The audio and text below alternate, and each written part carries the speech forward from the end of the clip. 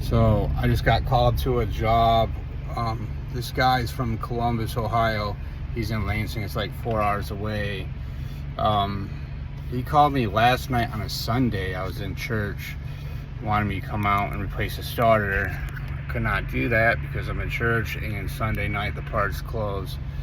Parts store closes at like 8, so I wasn't gonna make it.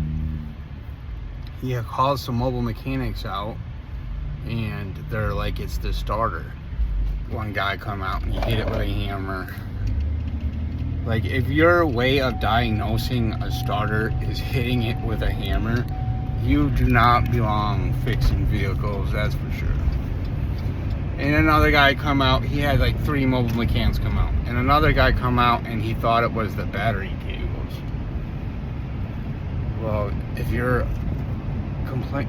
claiming to be a mechanic and you don't even have a multimeter to test to see the voltage of the battery, you know, you need to not be a mechanic.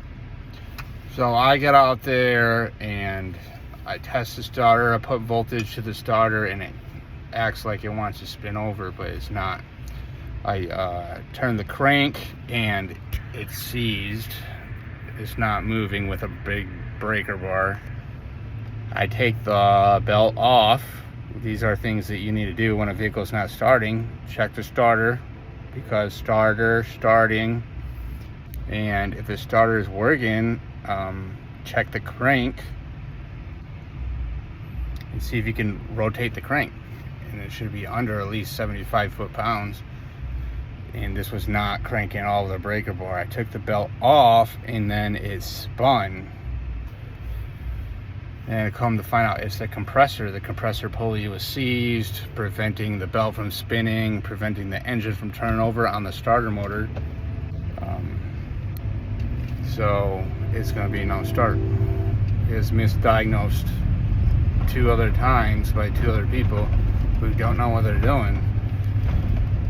So if you're going to be claiming to be a mechanic, at least read a book.